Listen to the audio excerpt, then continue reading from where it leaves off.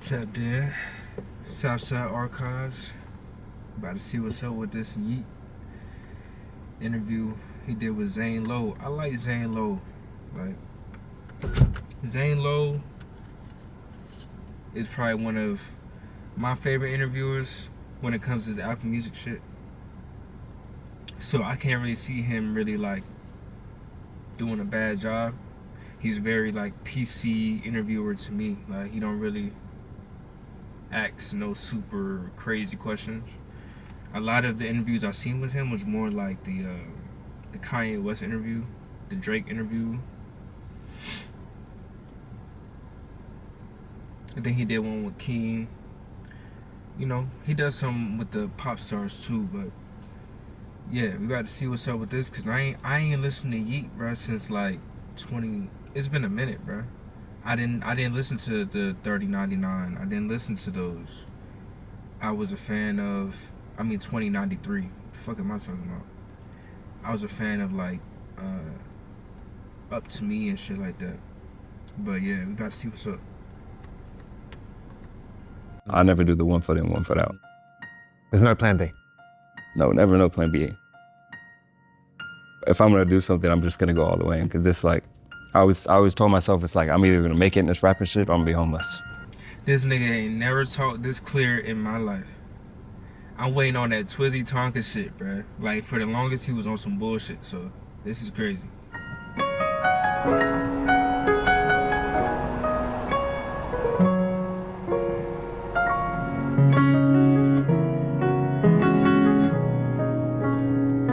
You still feel like the underdog?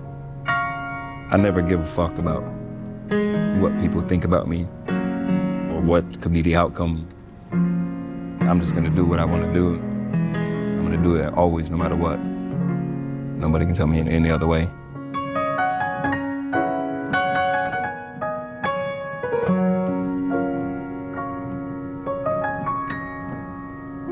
Was this all part of the plan? Definitely all part of the plan, for sure. Remember the first time I met you, I think it was at the Roxy. Remember that night? Yeah, it was a crazy night.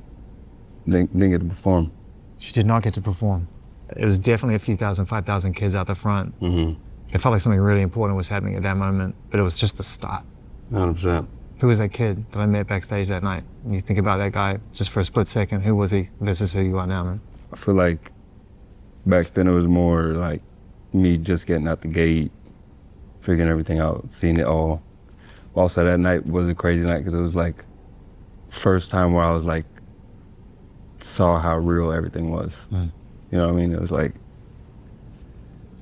yo, I'm gonna do this show at the Roxy. Everyone pull up. I didn't think me saying, oh, free tickets, that it was gonna be like that, and then it ended up on the news. They're like, rapper Yeat shuts down, whatever, Sunset. And I didn't even get to perform, but like then it really put everything in perspective for me. I'm like, man, this is really like a movement. It's real. I felt like the real like perspective of it, like side from that like point. You haven't stopped working since. I never stopped. Yeah, I think the consistency as well as the quality of the music that you put out, I think is it speaks a lot to us as fans and to all your fans, is that, you know, you even if you haven't got something that's following the last thing, there's always a sense that you're working on that thing. I've always put a lot of effort and time into like making music, because I just love, it's all I do. I mean, that and like having fun, but that like it's the backbone of my career. It's like all I do is just make music. That's like, I just have a real passion for it. So it's like, I always put so much time into it. And like, I feel that you feel it when you listen to my music, that it's like something, you feel it in your soul. It's like, it's just real. It's always. Do y'all feel Yeat in your soul, gang? I want to know that. Comment down below. Do y'all feel Yeat in your soul? Is that somebody that you feel a spiritual connection with, bro? I've never heard nobody say that. And I like some Yeat songs, I'm not gonna lie to you. So, but he never came off to me like that. It was more just like a vibe, you know what I'm saying?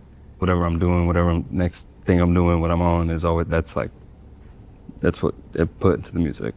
I went back and listened to some of the really early stuff.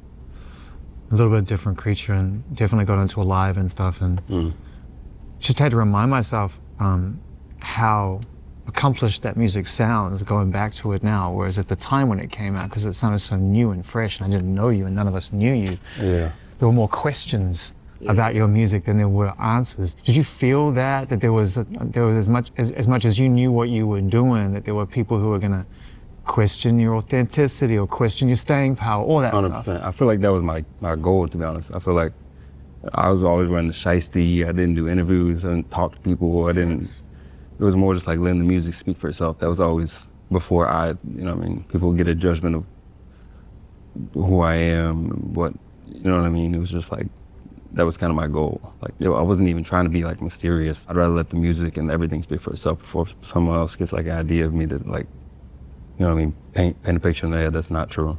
And that speaks to the identity that you presented in image as well, the idea of with the balaclava and everything that you would wear. 100%, yeah.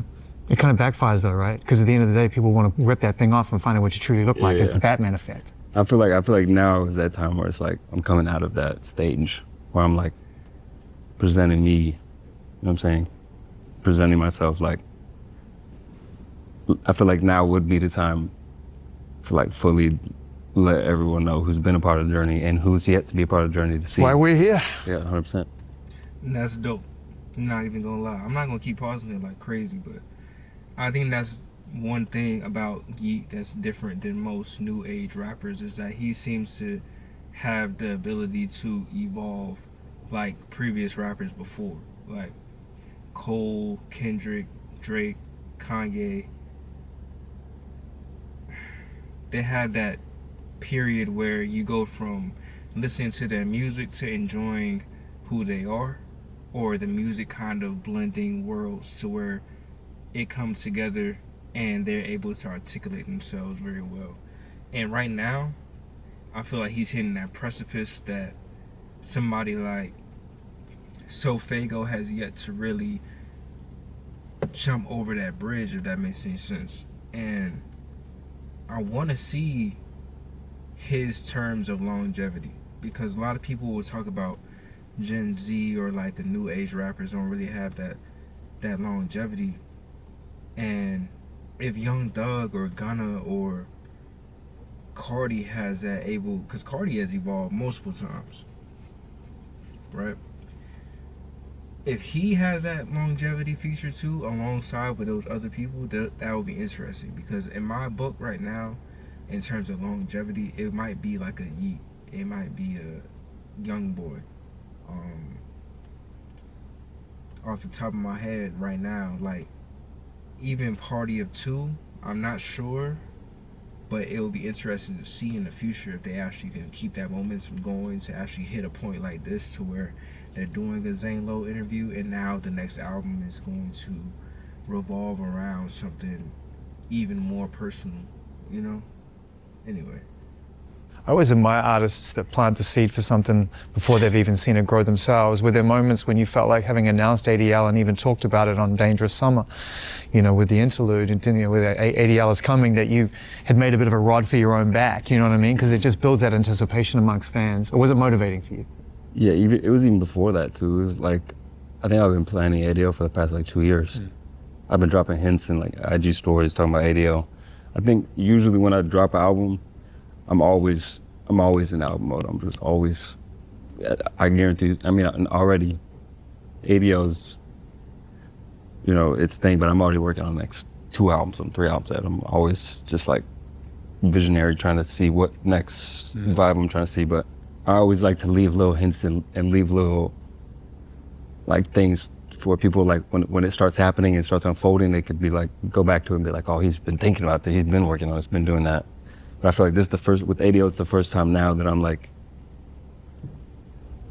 putting a lot of real effort into like an actual album. You know what I mean? Before, everything has been like, here's a mixtape, here's this album, here's this, which nothing's wrong with that, but it was like, give them this album. Let's just talk about that mentality for a second before we come back to ADL. We'll park ADL and come back to it, but I just want to go back to the thinking behind that, and I think this will help a lot of people who don't understand the way that artists and your contemporaries move like that in the beginning, where it's like, make a song, move on, don't even probably listen back to it, may never listen to it again. Even IDGF with Drake, huge record, like, the song was like, I made that song 3 years before we even dropped it.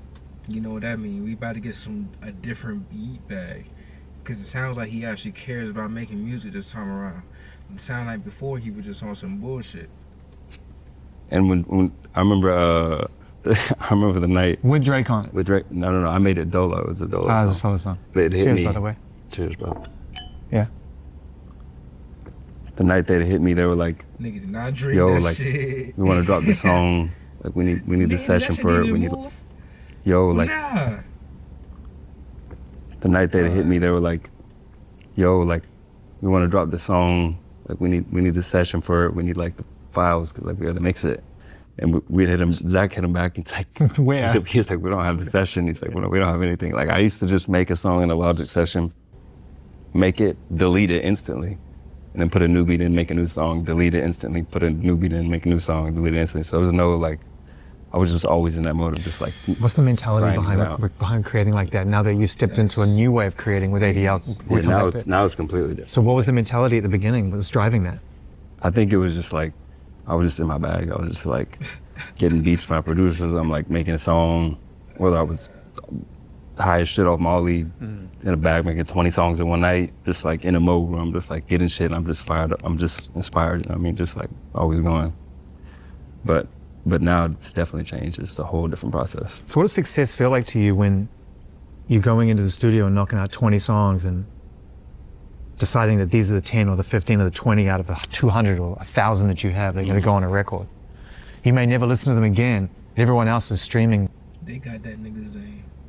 them endlessly, and all of a sudden you're They got that nigga Zane, bruh. starting to Oh achieve my huge success, Yeah. but you're moving at such a pace, you're not really absorbing that. So how do you translate success when it's being created so quickly and almost in such a throwaway way? My original goal when I moved out to New York with no money, even though I thought I was rich, was on this grind and thought I was the best rapper in the world when I was 18 years old, fresh out of high school. Success to me was just being able to have rent and some food, Right. and I could just make music. That was success. So I already achieved success since I was 18. You know what I mean? That was success to me. I didn't care about as long as I could do what I wanted to do and have a roof over my head, that's all I cared about. Right. Now looking at it from that perspective, it's definitely different, for sure. Was it better? Or is it the same? Or is it even worse at times? I think it's definitely, sometimes it could be worse at times. It's like a lot of pressure from like the fans and like just like there's a lot of different angles at this point now when it's like so much going on and so much like I gotta think about than just like back then when I'm just like in a basement fucking eating top ramen. It's just like, freedom, right? You know what I'm saying? That was like, Yeah. that was the original success. But this success I still enjoy and love it a lot, but it's like definitely a lot more comes with it than just like. Yeah, I was watching one of the videos from Dangerous Summer. You're in Paris. What's the black and white one where you're out in the street in the limo? Oh, that was in Cologne. In Cologne. Yeah, Okay. right by the cathedral. Right. It's a really effective piece of art, man. I mean, you're out there amongst the people and, you know, you're throwing yourself into it. And obviously there's cameras around and so it feels a little bit more framed. But I was watching it and I'm wondering, like, you know, okay, you lost in that moment or you got eyes in the back of your head or how? We had security everywhere. We watched Everywhere, everything. yeah. But Europe's definitely more safe. They don't have guns like that. Yeah, and yeah, shit. yeah. They might have a little shank on them. But now we had security. YBG was there. My other security team, you know, it was good. But that moment was crazy because it was like I just finished a show. I was doing that tour with Drake. Hit all the Europe dates. Then I was just randomly went live on IG and I was like, everyone come to the cathedral. And that's where the video started. 5,000 kids pulled up within like an hour. Damn. And that's a video. And that was the music video. That was it. We didn't It's a put great anything video. into it but that. It's kind of like the Roxy, but in music video form. How was that summer with Drake? I know you developed a good friendship with him and you know, he obviously is in a lot of the videos from that summer. There's footage of you guys out there doing festivals and stuff with him as well. And It was great. It was great. It was eye-opening. It was also like, I mean, my relationship with Drake has always been like something I value a lot. You know what I mean? Because to me, he's a good friend. Also, just like he's so successful. He's one of the biggest artists of all time, if not the biggest. You know what I mean? And so like being able to be behind the scenes and also part of it, like even before early days when I was not really like, I was just meeting him and stuff like that, to see like how it really works, like what kind of operation it takes. It was like eye-opening. You know what I mean? Especially that tour to me was like, it's when you see shit like that, it's like What's required? you see what's required, but also it puts it in perspective like how big this shit really gets. It's like I still have my shows, they're big, and I do these big festivals where I'm hanging with 120,000 people and I do this shit, but like when it's a big tour like that and he's doing 5 nights in Switzerland with 10, 20, whatever thousand people back to back to back, sold out every single night, and you see the operation backstage, you see like 1,000 workers, so many moving parts. It's like it put a lot in this perspective to me where it's like not only like this is where I need to get at, but like also like this is like definitely like I didn't realize like how much goes into this. So like that was really eye-opening for me to like be a part of that and see that. Did it adjust the way you live your life? Because one thing I've noticed as I've gotten to know you a little bit over the years is to see you discover like parts of health. You know, not entirely. You know, like I know the drugs come and go, but certainly from a lifestyle point of view, you've sort of embraced a healthier lifestyle. Is that? Kind of want to talk about that shit real quick, because like when he was talking about the operations behind the scenes of just everybody that's employed in terms of the company, I bet that is crazy, like going from doing Molly in the back room making 20 songs to seeing all the stage lights and the people that have to be there to set up something before everything goes down. Like that's probably like crazy eye-opening. Like, and for somebody like Yeat,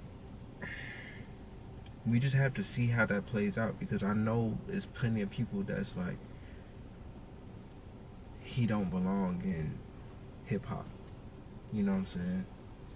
And I'm not even sure if he even wants to be even considered somebody that's like a hip-hop artist. Maybe he does, I don't know.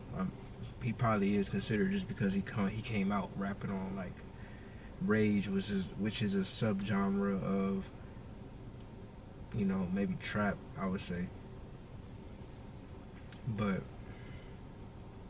yeah, the way that he's talking in this interview, and I'm gonna finish this on my own time and just leave the link down for y'all to finish it, but it sounds like we're actually gonna get something special this time around. Like, it sounds like he's actually putting a lot more thought behind the musicality of his album, and I don't want to gas it because I'm not sure, you know what I'm saying? But the way he's presenting himself in this interview, and he's articulating himself differently, and he's actually taking the time out to do an interview, I'm excited, low-key.